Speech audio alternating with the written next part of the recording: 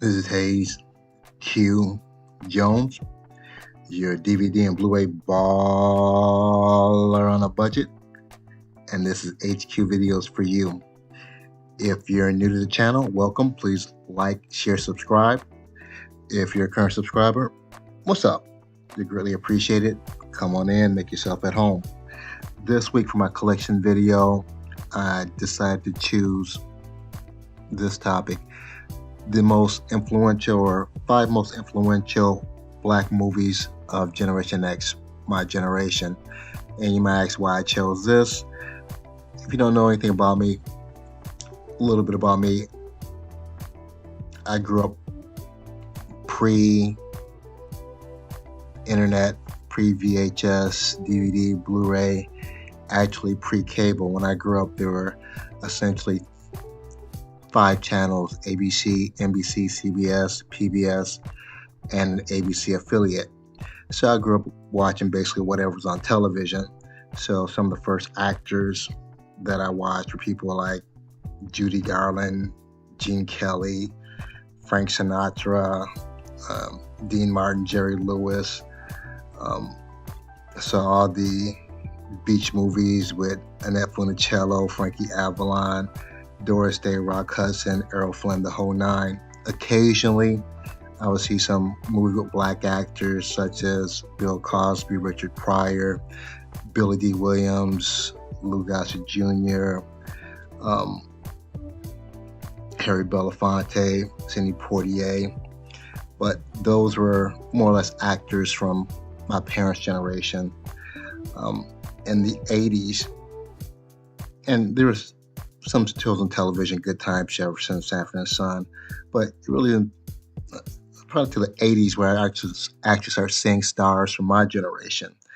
And the reason why I chose these particular movies, one, I thought they changed the way society viewed black society as a whole, just kind of from the stereotypes you're used to from the 60s and beyond, or 60s in the past.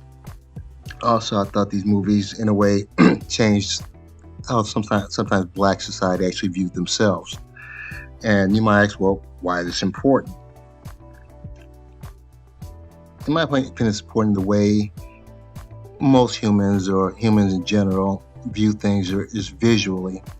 And visually, you construct things that actually develop your reality or your beliefs or your biases, or just how you view other people. And if you're accustomed to seeing a certain group in only a certain type of way, or a very myopic way, you might develop certain feelings toward that specific group. These movies, in my opinion, kind of broke those stereotypes, broke the mold, and opened up not just the movie industry, but society as a whole on how they view black society. So that's why I chose these movies. Now, without further ado, sit back, relax, have a drink, have a smoke, and I'll catch you on the other end of this video.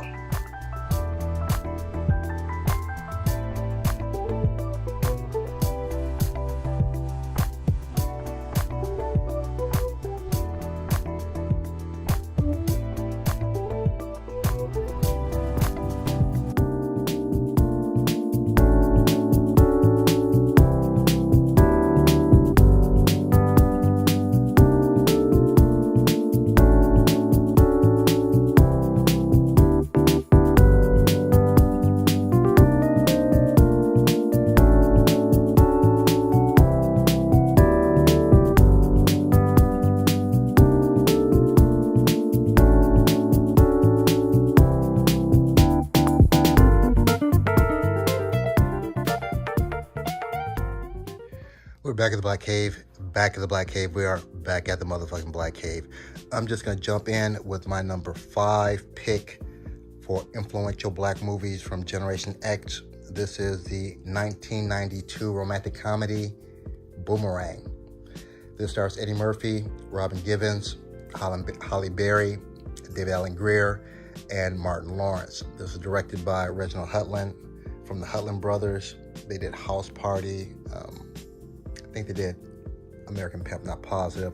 It was written by Barry Blaustein, David Sheffield, and Eddie Murphy, and it was produced by Barry Blaustein, Brian Grazer, Warrington Hutland, Mark Lipsey, Ray Murphy Jr. The story behind this: Eddie Murphy plays Marcus, a successful advertising executive who max embeds women almost at will. After a company merger, he finds himself with a new boss, Jacqueline, played by Robin Givens, a very beautiful woman who treats him exactly the same way he's treated all the women in the past. And that's where the story kind of begins. Why this is so influential, in my opinion, if you Google black romantic comedies, you might get a handful, maybe 10 or 20, stuff like Poetic Justice, Brown Sugar. All of these, with the exception of one, are after 1992. The one exception is Strictly Business, with Halle Berry, Tommy Davidson, and Joseph C. Phillips from The Cosby Show. Strictly Business was a cool movie, low budget. It didn't have the cast that Boomerang had. It didn't have the overall production value. It didn't have the success. It wasn't as funny, not even nearly as funny as Boomerang. On the other hand, you have Boomerang, outstanding, amazing cast of actors and characters, and I'll get into more to that. You have David Alan Grier, who was this introvert with these extroverts' parents. You have Martin Lawrence, who's this wannabe player. You have Chris Rock, who plays the male attendant. You have Eartha Kitt, who plays Lady Eloise. Grace Jones, who plays Strong J. You got the guy from the Sprite commercial, Nasty Nelson. The actors blew their characters out the water. The characters, they're so nuanced because you have the successful upper middle class black executives. You have the middle class, the lower class. One of my favorite scenes is with Eddie Murphy and David Alan Grier, and they're outside of Eddie Murphy's bathroom, and he's like, Eddie Murphy approaches David Alan Grier like, "What are you doing?" It's like, "My parents and they're hitting it." Eddie Murphy's like, "Are they smoking a joint?" He's like, "No, they're having sex in the bathroom." And they come out, John Witherspoon, who plays David Alan Grier's father, and you can tell they've been having sex. And the look that Eddie Murphy gives David Alan Grier, he doesn't know what to say, so he just gives him this hug, just like, I'm with you. Those kind of scenes makes a movie, along with so many other scenes. And why this is so influential to me, and for Generation X, you don't have a lot of movies showing blacks in romantic situations, and how they wrote it, how they wrote the characters. Each character has their own personalities. They're not a monolith of what black culture has been presented in the past, where we're maids, we're criminals, we're the lower echelon of society. Boomerang kind of blows that whole myth out of the water. And it's just a funny, fun movie. And again, it just shows black society in a different light that I don't think has been presented prior to this movie. So my number 5 pick for influential black movies from Generation X, Eddie Murphy's Boomerang. My number 4 pick is the 1989 comedy, crime, drama, romance movie, Harlem Nights. This stars Eddie Murphy, Richard Pryor, Red Fox, Danny Aiello, Michael Lerner. It's directed and written by Eddie Murphy, produced by Mark Lipsky, Ray Murphy Jr., Eddie Murphy, Ralph Singleton, and Robert D. Wachs. The music done by Herbie Hancock. And Richard Pryor plays Sugar Ray, an owner of an illegal casino, and he has to deal with the pressure of the vicious gangsters and corrupt police who want to see him out because of his business. It's in the world of organized crime and police corruption in the 1920s, and a dastardly trick is always fair. Why this movie is so special to me? One, you have 3 iconic stand-up comedians in the same movie at the same time. You have Red Fox, who was influenced by comedians you probably never heard of, like Pig Feet Markham, Moms Mabley. You have Richard Pryor, who was actually influenced somewhat by Dick Gregory. He used to come out in suits and stuff like that, and he gradually changed to a little raunchier style of comedy influenced by Red Fox. And of course, you have Eddie Murphy, who was influenced by all these people, specifically Richard Pryor. Just like Boomerang, amazing cast, amazing characters. You have Della Reese in there. You have Arsenio Hall. You have Jasmine Guy. Danny Aiello is, and I don't recall another movie in this time period, the 20s, the roaring 20s, with the bootleg of liquor and all that they have a black story. Fantastic story, great one-liners, funny movie, and again, it shows blacks as professionals, articulate, witty, classy, and again, it just has so many great scenes in there. One of my favorite scenes is with Lela Rochon.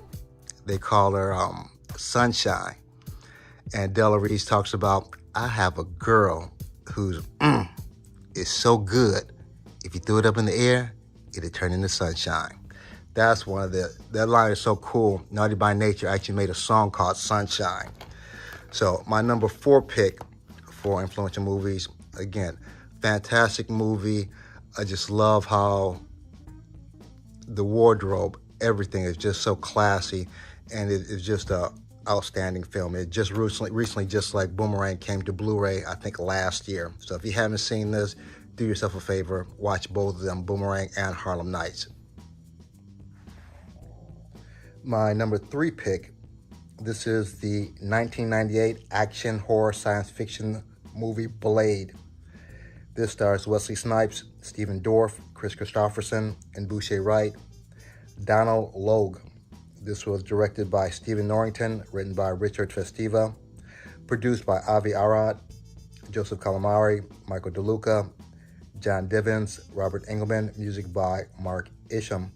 And Wesley Snipes plays Blade, a daywalker, a half vampire, half mortal man who becomes a protector of humanity against an underground army of vampires. Why this is so influential, in my opinion, you actually had 2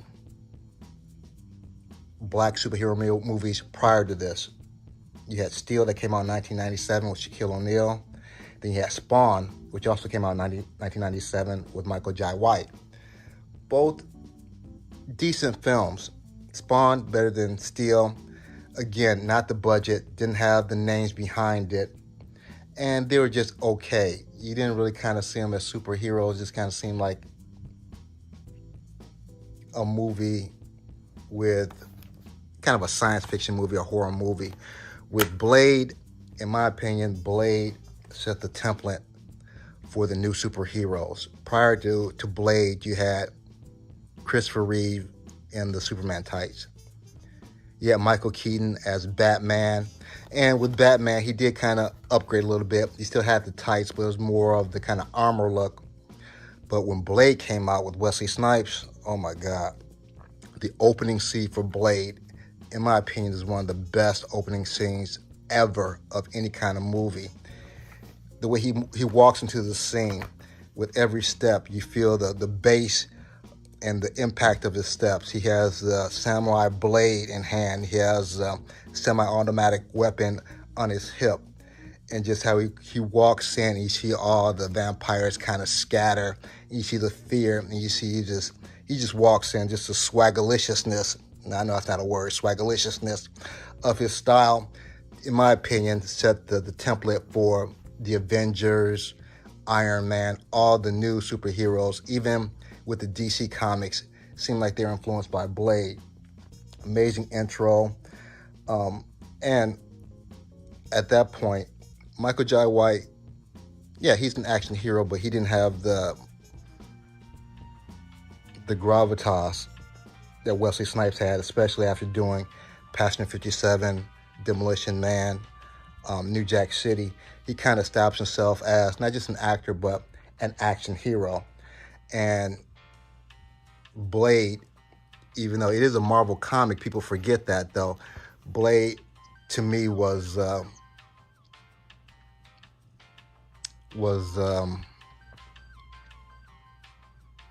pretty much the I'm trying to think of the word for it. He was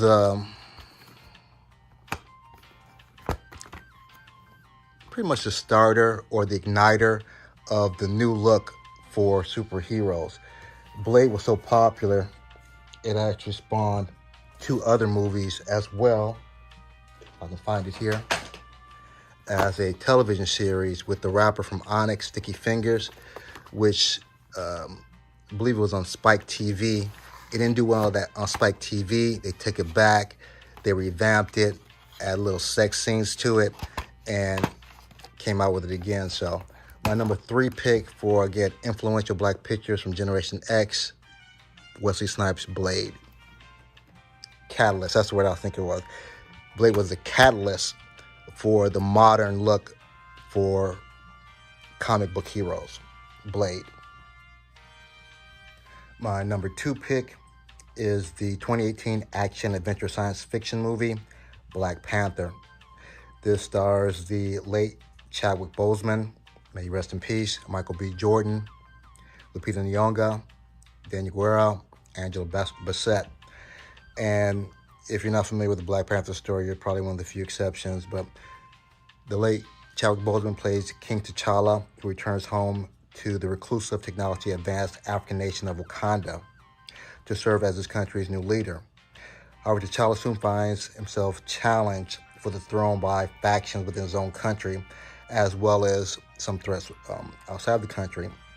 Using powers reserved to Wakanda kings, T'Challa assumes the Black Panther mantle to join his ex-girlfriend, Nakia, the Queen's mother, his Princess Kid's sister, members of the Dora Milaje, I'm probably killing that name, Special Forces, and American secret agent to prevent Wakanda from being dragged into a world war. And why this movie is so influential, this, in my understanding, is probably the largest predominantly black funded or black cast for a comic book movie. Storyline was amazing. Again, characters outstanding, and the storyline or the dynamics between King T'Challa and Killmonger, played by Michael B. Jordan. I love the storyline because if you're a black American, you can see the duality of King T'Challa's point of view and Killmonger. Killmonger seemed like he was more for helping American blacks, while the Black Panther seemed to be more concerned about his home country, Wakanda, and not so much about the American blacks, especially during Civil War, the Civil Rights era, and prior to that. So, great storyline, beautiful looking picture. Ryan Coogler did an amazing job of creating the fictional African country of Wakanda, plus it's in 3D. So not a lot of whole black movies in 3D. I think the only other movie with a black character, and I'm using black leisurely, will be The Rock. And I can't think of the movie offhand though. The 3D movie, it'll come to me later though.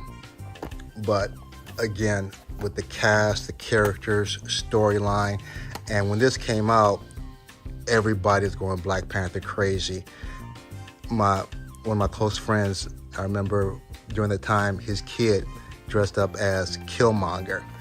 You saw all kind of Black Panther costumes and hats and paraphernalia, everybody throwing up the Black Wakanda sign. So My number 2 pick for influential black movies for Generation X, without hands down, Black Panther. It's so popular.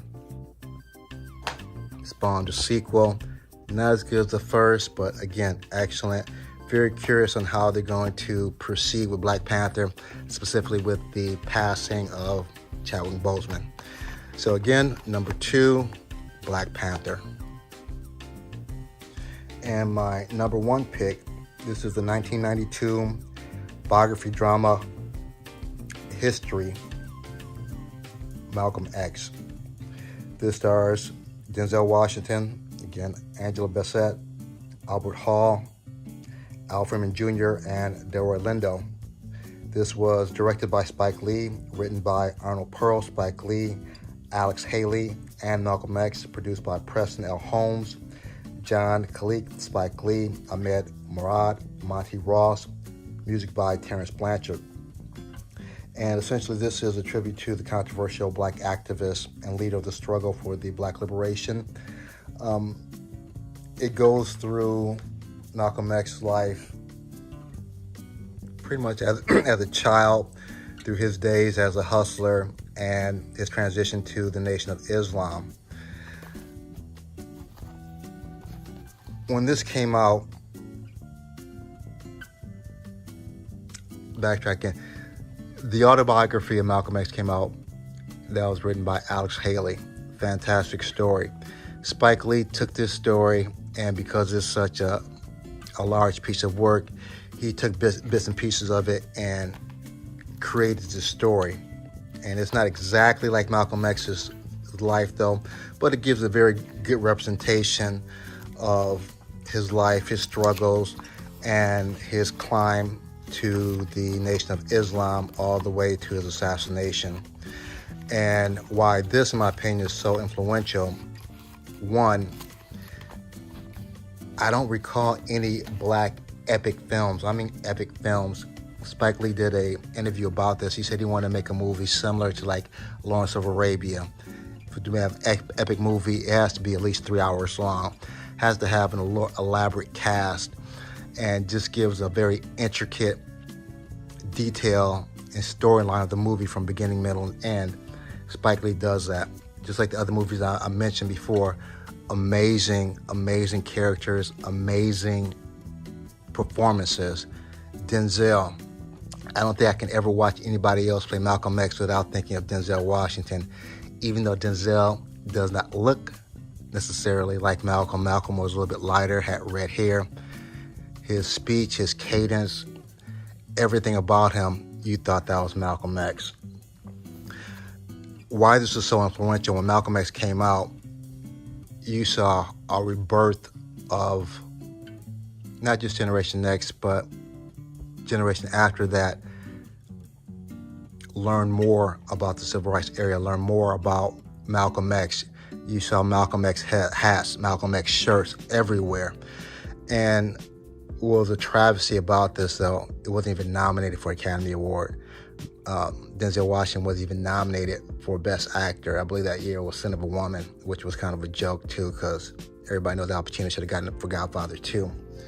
But just an amazing movie from beginning to end, and it raised the consciousness of black youth and introduced them to a civil rights icon that they didn't know too much about. So this is my list of 5 extremely influential movies from my generation, Generation X. If you liked it, leave a comment. If you have some other movies you think should have been in here, leave a comment. Other than that, I appreciate you guys lasting through this. Give me the big thumbs up. If you haven't subscribed yet, what are you waiting for? Subscribe. Hit the bell. Other than that, may the best of your past be the worst of your future. Everyone be safe. Deuces.